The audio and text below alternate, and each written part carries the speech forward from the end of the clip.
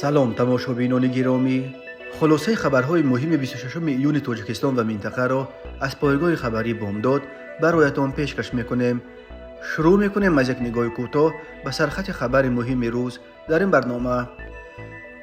احمد مسعود: اگر مردم طالبان را انتخاب کنند ما تسلیم میشویم. افغانستان رفته بود، بازداشت یک جوان استرافشانی در خوروغ. پرونده رهبر شرکت گردون برای فریب 82 نفر با وعده جای کار در چیخیه. بنیاد بناهای نو حکومت و پارلمان تاجیکستان با 200 میلیون دلار پول خطای. هلاکت 3 ساکن سالخورده پنجکند در یک صدمه پرقربانی در لکت. و اکنون تفصیلات خبرها. احمد مسعود، رهبر 35 ساله جبهه مقاومت ملی افغانستان و پسر کلانی از 6 فرزند فرمانده شورتیار احمدشاه مسعود، روز 24 ایون سال 2024 در روز اول نشست 3 روزه نیروهای مخالف رژیم نو طالبان در شهر وین پایتخت افسریا دیگر باره به ضرورت برگزاری یک انتخابات آزاد و عادلانه در افغانستان تاکید کرد و گفته است اگر مردم طالبان را انتخاب کنند ما تسلیم اراده مردم میشویم. بنا به گزارش روزنامه 8 صبح، احمد مسعود در وین گفته است ما و شما باید به جای مردم تصمیم نگیریم. احمد مسعود همین طور طالبان را یک مفکوره استخباراتی عنوان کرده گفته است که مطلق دانستن این گروه به یک قوم، زبان، دین و فرهنگ مردم جفای بزرگ است. امروز متاسفانه آزادی تمام شهروندان افغانستان نوابسته از قوم و زبان از آنها گرفته شده است. تاکید کرده است احمد مسعود. رهبر جبهه مقاومت ملی ادعا کرده است که در ابتدا روی کار آمدنشان طالبان حاضر بودند که با آنها گفتگو کنند، اما ما قوم، پنشیر و خانواده‌مان را فدای افغانستان کردیم. افزوده است احمد مسعود. نشست اینک چهارم مخالفین طالبان در وین 24 ایون آغاز یافت و تا 26 ایون دوام میکند. به نوشته 8 صبح در نشست امساله در پایتخت افسریا تقریبا 70 نفر به نمایندگی از 40 سازمان و گروه و فعالان انفرادی و روزنامه‌نگاران اشتراک دارند، ولی این نشست بدون اشتراک نماینده طالبان صورت میگیرد. احمد مسعود، رهبر جبهه مقاومت ملی افغانستان، رنگین دادفر سپانتو، سابق وزیر کارهای خارجه و مشاور امنیت ملی، و محمد محقق، رهبر حزب وحدت اسلامی مردمی افغانستان، از شرکت کنندگان ارشد نشست امساله نام برده می شوند. نشست چهارم وین برای بررسی مسائل چون مبارزه با تروریسم، وضع حقوق انسان و تامین امنیت در افغانستان در حال جریان دارد که از رسیدن طالبان به قدرت در افغانستان اینک قریب 3 سال می‌گذرد. جنگجویان طالبان ماه آگوست سال 2021 در روزهای خروج نیروهای ائتلاف تحت فرمان امریکا و ناتو از افغانستان در بین همگی چند روز توانستند اردوی گویا 300,000 حکومت قبلی را شکست داده کشور را تصرف کردند. پرزیدنت وقت افغانستان اشرف غنی همراه اعضای کلیدی حکومتش فرار کرد. جبهه احمد مسعود و نیروهای دیگری که رژیم نو طالبان را نپذیرفتند و علیه آن مبارزه مسلحانه میبرند، تا این قریب 3 سال که گذشت نتوانستند طرفدار زیادی پیدا کنند، چه در داخل افغانستان و چه در خارج. از بین کشورهای دنیا شاید به استثنای تاجیکستان یگان کشور دیگر آماده نشد که به مخالفین مسلح طالبان کمک رساند. سفارت افغانستان در دوشنبه از کم شمار سفارت‌هایی است که اداره‌اش در دست مخالفین طالبان باقی مانده است. یک ساکن 22 ساله شهر استرافشان در نزدیکی مرز تاجیکستان با افغانستان دستگیر شده است. مقامات قدرتی تاجیکستان در این باره خبر ندادند، ولی یک منبع نزدیک به تفتیشات روز 25 ایون سال 2024 به رادیو آزادی گفت شهروند تاجیکستان تلاش داشت به افغانستان گذرد و به گروه‌های افراطی بپیوندد. رامیز کمالوف، زاده دهه شفکندک شهر استرافشان، اول ماه مای در شهر خوروغ دستگیر شده است. به گفته یک منبع نزدیک به مقامات انتظامی، رامیز همراه چندی از ساکنان ونج نیت رفتن به افغانستان را داشت. رامیز کمالوف را در بازداشتگاه شهر دوشنبه قرار دارد و نسبتش با ماده‌های تشکیل اتحاد جنایتی و تشکیل فعالیت سازمان افراطگرا پرونده باز شده است. صوبت کمالوف، پدر او ساکن دهه شفکندک، نخواست در این باره گپ زند. پدر و مادر رامیز 7 سال پیش از هم جدا شده. او با مادرش در دهه قلچه بکوول زندگی داشته است. نزدیکان دیگرش نیز از صحبت خودداری کردند. ساکنان محلی گفتند که رامیج رو بار آخر روز 5 مای در دهه دیدند.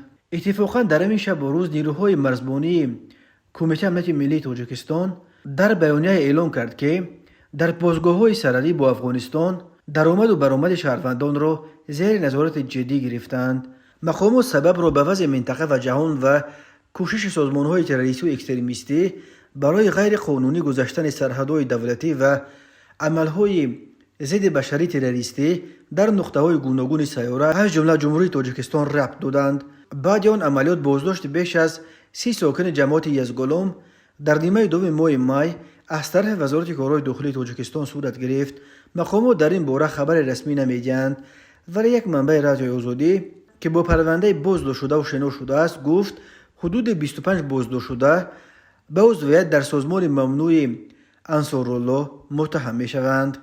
تاجیکستان با افغانستان بیش از 1000 کیلومتر مرز مشترک دارد. مقامات تاجیک می گویند در آن سوی مرز گروه های افراطگرا پناه بردند و شهروندان را برای پیوستن به صفشان تشویق می کنند.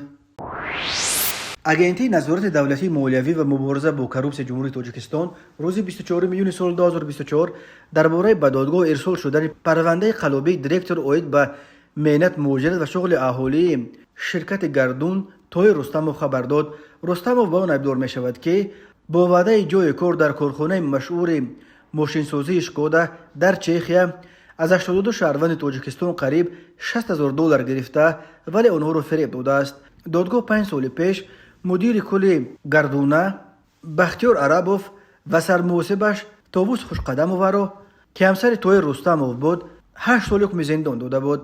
مرکز مطبوعات اگنتی در شهر این پرونده گفت رستموف در وظیفه دیرکتور اوید به مهنت مهاجرت و شغل اهالی شرکت گردونه کار و فعالیت نموده در دوره فعالیت کوریش در اساس مصلحت پیشکی با دیرکتور گنرالی جمعیت عربوف سرمحاسب جمعیت خوشقدموف و شهروند جمهوری چخیا واتسلاف برای فریب به بواری 82 شهروند جمهوری تاجیکستان در آمده از نامبردگان برای در جمهوری چخیا با جای کار تامین نمودن در عموم 98500 سامانی و $50,430 آمریکایی گرفته به منفعت شهروندان یگان عمل معین را اجرا نکرده به آنها ضرر مخصوصا کلان مادی رسانیدند. تفصیلات دیگر قضیه آورده شده است. افراد متهم در این پرونده و یا ادوکاتای آنها و همین طور نظر دهها جبری دیده دسترس نیست. اگنتی گفت در رابطه با حالت مذکور نسبت به رستموف بر اساس ماده 247 قسم 4 بند به کودکس جنایی جمهوری تاجیکستان با اتهام قلابی به مبلغ مخصوصا کلان پرونده جنایی آغاز کرده شده بعد انجام تفتیش پیشکی و فکر ابدارکنی برای بررسی به دادگاه فرستاده شده است. سال 2019 با حکم دادگاه نهایی مالی سامانی بختیار عربو و طاووس خوشقدموف مدیر کل و سرمحاسب شرکت گردونه با جرم فریب دادن 10 نفر و از خود کردن $90,000 آنها هر کدام به مدت 8 سال محکوم به زندان شدند. اون وقت توی رستموف از مسئولیت فرار کرده بود. نزدیکان طاووس خوشقدموف او را بیگناه می‌شمارند.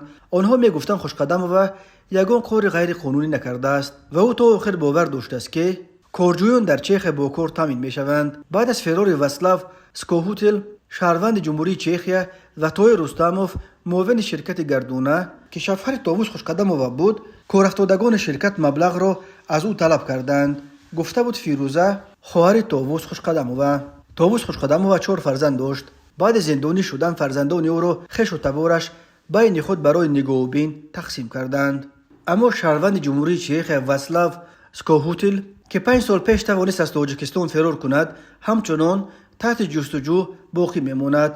در سالهای آخر شماره تا رفت افزاینده شهروندان تاجیکستان تلاش دارند تا به جای روسیه به کشورهای دور و امتر از جمله به کشورهای اروپایی به مهاجرت کاری بروند.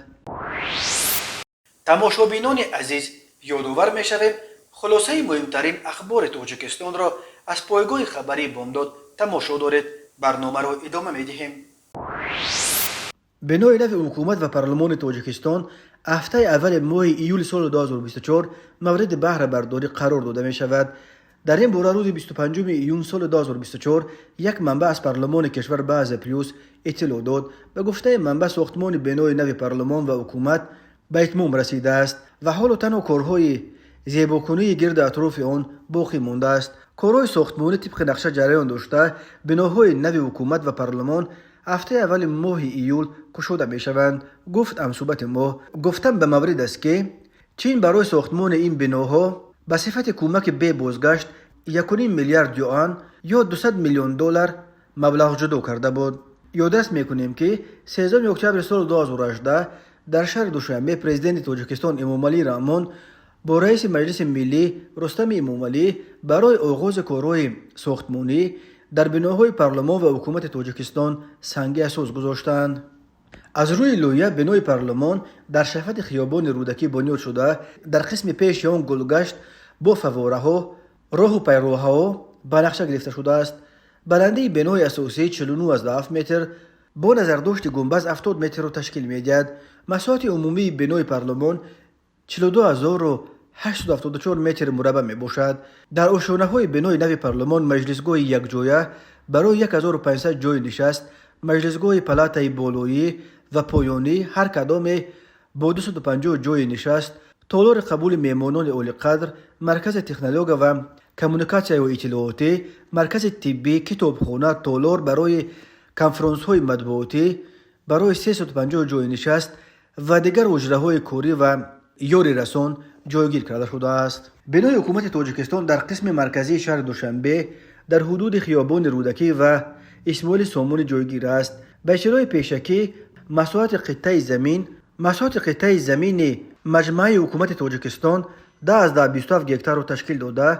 در آن بنای 15 شانه حکومت، 2 بنای 13 شانگی اداره های نزد حکومت، گلگشت با راه و پیراها بنیاد گردید. بنا به اطلاع دسترس در آشانه های بنای حکومت، تالار برای مجلس های حکومت با 150 جای نشست، تالارها برای 80 جای نشست، تالار کلام برای 1000 جای نشست، 3 مجلسگاه، حجره های قبول شهروندان، مطبعه، بایگانی، آشخانه و دیگر حجره ها باید ساخته شوند. بلنده عمومی بنای مرکزی 91.5 متر را تشکیل می دهد.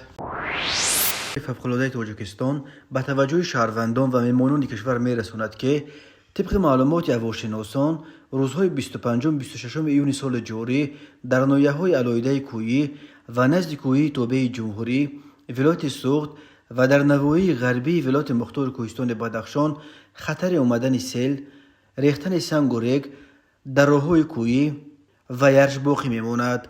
علاوه بر این روزهای 28 ایون سال 2024 در ناحیه‌های جنوب و غربی و مرکز ولایت ختلان، ناحیه‌های توبه جمهوری و نواحی شمالی ولایت سوخت بر اثر تغییرات آب و هوا طوفان گرد و غبار در نظر داشته شده است. این می تواند باعث آلودگی هوا شود. در همین ارتباط کمیته های فوق‌العاده به اهالی کشور مراجعت می‌کند که به کسانی که از بیماری‌های دل و رگ رنج می‌کشند و یا گرفتار کسلی‌های قند می‌باشند دقت دهند. رعایت این توصیه‌ها به منفعت است.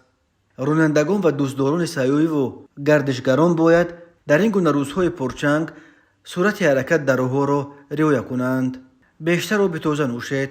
تا حد امکان تریزه‌های خانه‌تان را پوشید. اگر شما می‌خواهید هوای خانه را تازه کنید، پس بدونید که بهترین لحظه ها ساعت‌های اول صبحند. همیشه و پیوسته هوای داخل خانه را پاک و تازه نگاه دارید. دختران در این گونه روزها پوشیدن هر گونه عینک‌های ارتباطی را اجازت نمی‌دهند. به آنهایی که گرفتار بیماری‌های ضیق نفس و راه‌های نفسند توصیه داده می‌شود معیار داروهای استعمالی را در این روزها کاهش ندهید. همیشه با خود اینگالیاتور داشته باشید. اگر طلبات به اینگالیاتور 4-6 مرتبه در یک روز زیاد شود، حتما به دکتر مراجعت نمایید. در حالت پیش آمدن حالت فوق‌العاده به تلفن 112 مراجعت کنید.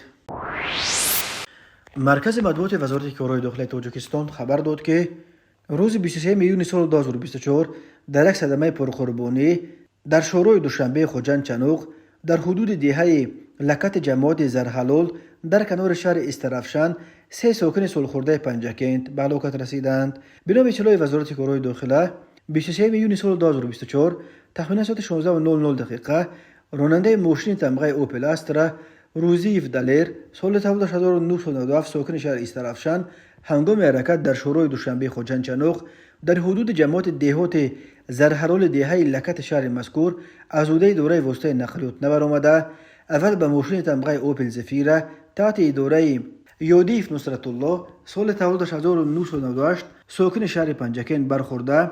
سپس به ماشین تمغه مرسدس بنز تحت اداره باباجانوف خوشبخت سال تولدش 1994 ساکن شهر استرافشان برخورده است. در نتیجه صدمه مسافران اوپل زفیره شویمردانوف سلطان سال تولدش 1942 و دوستوف جورا مراد سال تولدش 1961 ساکن شهر پنجکین جراحت‌های گوناگون جسمانی برداشته در جای حادثه به هلاکت رسیدند. مسافر دیگر این ماشین حاجی و رسالت سال تولدش 1962 ساکن شهر پنجکین بر اثر جراحت جسمانی برداشته‌اش در بیمارخانه به هلاکت رسیده است. رانندگان افت های تمغه اوپل استرا روزیف و اوپل زفیر یودیف جراحت‌های جسمانی برداشته در بیمارخانه بستری گردیدند. اوید به این حادثه ها تحقیقات ادامه دارد. راههای تاجیکستان از لحاظ صدمه‌های مرگ‌آور راههای پرخطر دانسته شده. هر سال بر اثر صدمه‌ها در راههای این کشور تا 400 نفر کشته و تا 1200 تن دیگر معیوب می‌شوند. تماشابینان عزیز و گرامی، این بود مرور به خلاصه چند خبر مهم امروز تاجیکستان. خبر و گزارش‌های بیشتر از تاجیکستان و درباره تاجیکستان و اطراف آن را در سامانه پایگاه خبری بامداد در این نشانه پیگیری نمایید: www.bomdad.com. خوش باشید.